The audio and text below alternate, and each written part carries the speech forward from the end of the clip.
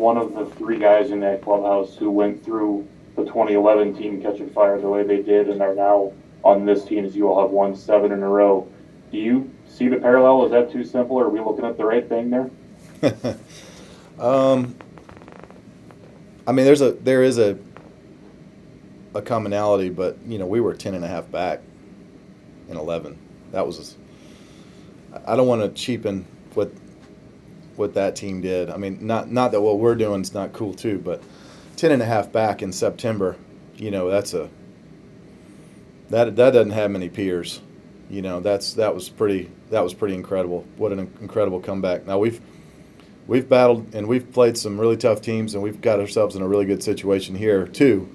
But and there's some similarities, and the schedule works out like we needed it to. But 11 was special. When you're pitching in a game like this, where what's the right way to put this? Where maybe there is not as much consistency coming from behind home plate as you would like, and maybe that's an extra aspect of having to battle. How hard is it to keep yourself locked into the spot you need to be in, and to trust that you're hitting where you need to hit to execute, even if maybe the reward isn't quite as consistent as you'd like it to be? I don't worry about that. I only try to worry about what I can control. Now, you'll see me out there giving a look or two, or taking an extra minute or an extra couple seconds between a pitch if I think I maybe should have got one, but then I move on, and then I just try to make the next pitch. It's all about execution. The last pitch emotionally can't affect what I'm trying to do on the following pitch. It just can't. There's too many distractions already built into this game than to add anything else. But my stuff tonight was very average, and not terrible, just very average, and location was average, and so, I just found out that I only needed one more strikeout tonight to get to 2,000. If I'd have known that, I would have, started pumping stuff into the dirt to try to get some swing and miss there with those 2 strike counts at the end of the game. But I didn't know that. I thought I needed a couple more. So that's my fault. But to answer your question, no, I don't think about all that. Brendan Schaefer, KMOV. Adam, I wanted to ask you specifically about the defense of Tommy Edman and just what his energy in the first couple innings brought for you tonight out there. Yes, he played great behind me. He made 2 amazing plays. Really cool sliding play up the middle in the second one, and with the most important part, making a good quality throw over there, chest high to Goldie. That was great. He's such an athlete. He moves really well, and he can play shortstop too. He made, when we were, was that in San Diego that he played shortstop behind me earlier this year? I can't remember. It might have been San Diego or Pittsburgh, because I saw it on the film today when I was watching. Might have been Pittsburgh. Either way, one time he played behind. He made a complete diving play and got up and threw the guy out at second on a really close play. He's an athlete. He can play all over the field. We've seen him in the outfield making incredible plays. Maybe next to Harrison, he was just about our best outfielder when he was out there too. So he's just an incredible fielder. He's an incredible baseball player all around. And then what was your vantage point on the big moment late in this one as Tyler O'Neill gets a redemption, a couple of strikeouts, and then hits the big homer for you guys?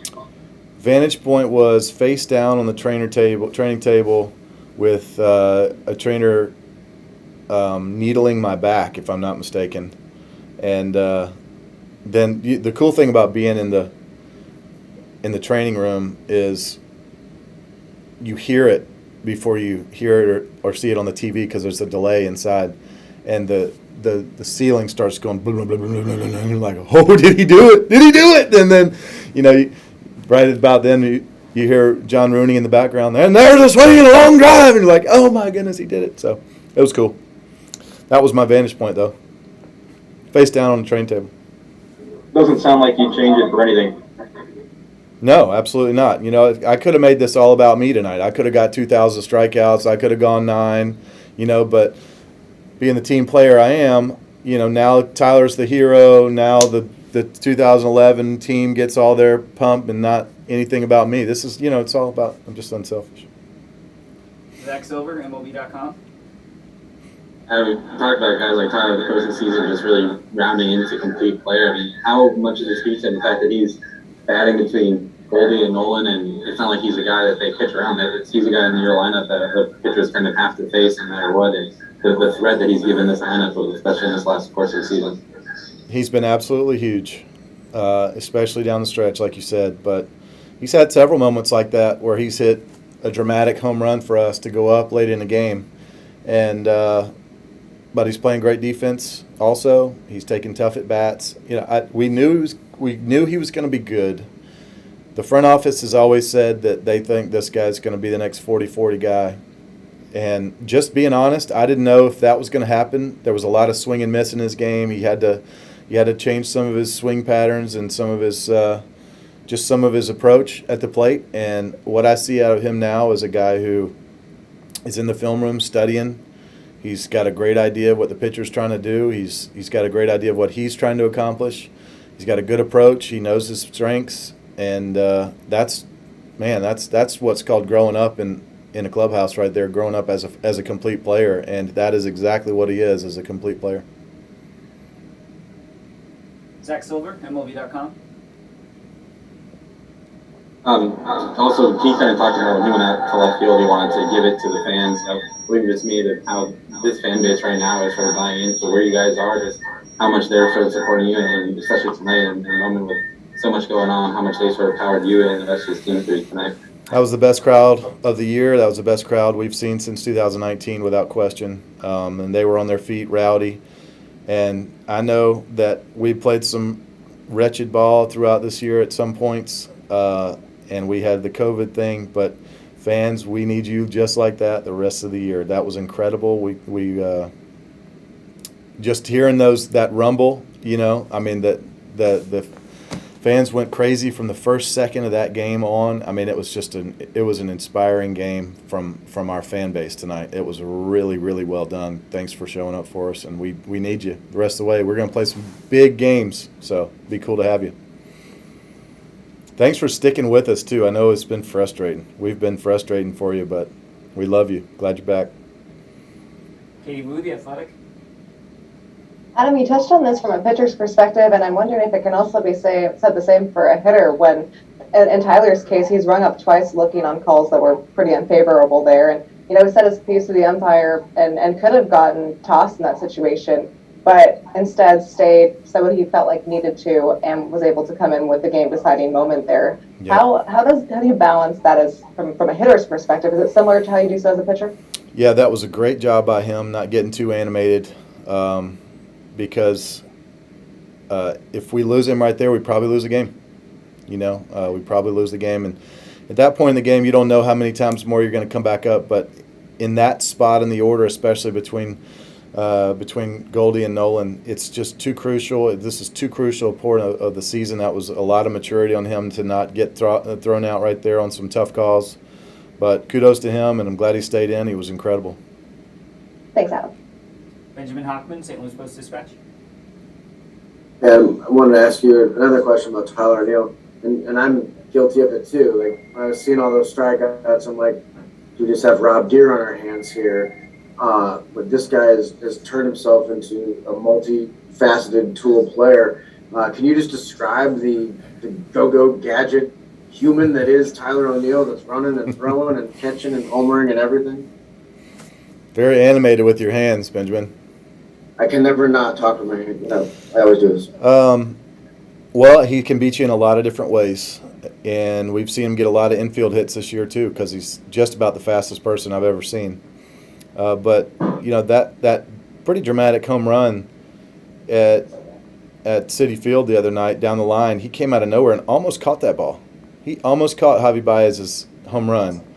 And he's done that several times this year where he gets the balls you just don't think he's going to get to in the outfield. But he's got a very accurate arm, good arm, and tons of power. Just tons and tons of power. But he's just made so many good strides, so many good adjustments at the plate. It's just ridiculous. The quick turnaround. He was a good player, but now he's a great player. And, we'll look forward to seeing him get even better because I think he's got even more in the tank. And it's just crazy you describe someone as maybe the fastest person you've seen, And many people would also say, gosh, he's probably the strongest looking or strongest person I've ever seen as well. To have both of those, even just those two, is mind-boggling. Sorry about the hands. It's mind-boggling, Benjamin. All the time. It's crazy. It adds to the question asking, I'm sure. Derek Gould. I have no idea how to follow that up, but I will. Adam, was it a Many hand gestures. okay? Was it a game time decision to join the team photo? Yes, I knew. So the anthem is usually at 57, but it got pushed back to like 06 or 08 or something.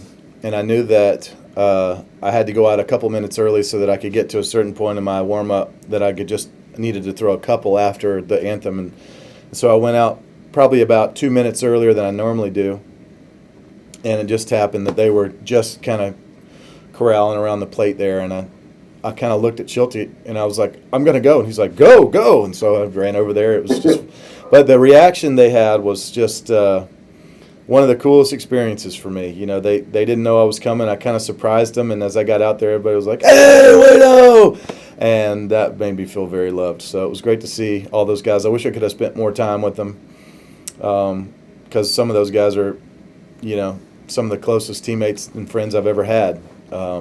And as baseball does, when you get separated and careers end and, you know, you go here and I go there, it's hard to follow up some of those people. And some of those people I still keep in touch with a lot. But, you know, those are my closest dinner partners and closest golf partners and closest teammates, some of those guys I've ever had. And it was great to see them. I hope I asked this right, and I won't do it with the hand gestures, but does that speak also to kind of your confidence in where you're at, that you can take a detour like that might be emotional when you're on such a schedule for warm-up? I mean, I remember a time you probably don't miss a minute of your warm-up because you want everything to go precisely right. With your comfort level. I just got a text from David Freese, actually, and was it Freeze or Mott? I got a couple of texts, and they were like, surprised to see you. You must have loosened up a little bit in your old age, you know. But thanks for coming over to say hi. And they're probably right. When I'm, you know, 2010 or 11, 12, those years, I might have just been head down out to the bullpen. And then, but I've started trying to kind of soak in some of these big moments. And this year I can remember warming up and before in the training room before I went outside to warm up on the mound, and there was a British Open or something going on, and it was coming down to the last swing, and I was like, hold on, we got to watch this. And I enjoyed it for a second, and then I'm like, all right, continue, you know, whatever. And it was just, I've got myself into a place as far as mindset goes that I try not to let anything else affect what's about to happen. I think I've mentioned that already tonight, but whatever I'm doing, I can take a break from it, or, you know, I can even smile now occasionally during a game or something. Somebody makes a great play and get right back to it. It's just a reset of the mindset without kind of getting unlocked. But that used to unlock me, and I would be, you know, a little worse for it now back then. But now I don't know if it's just getting older or just appreciating things more, but I certainly try to appreciate everything more now than I used to. Thanks, Adam. I'm glad you got to do that. Everybody good?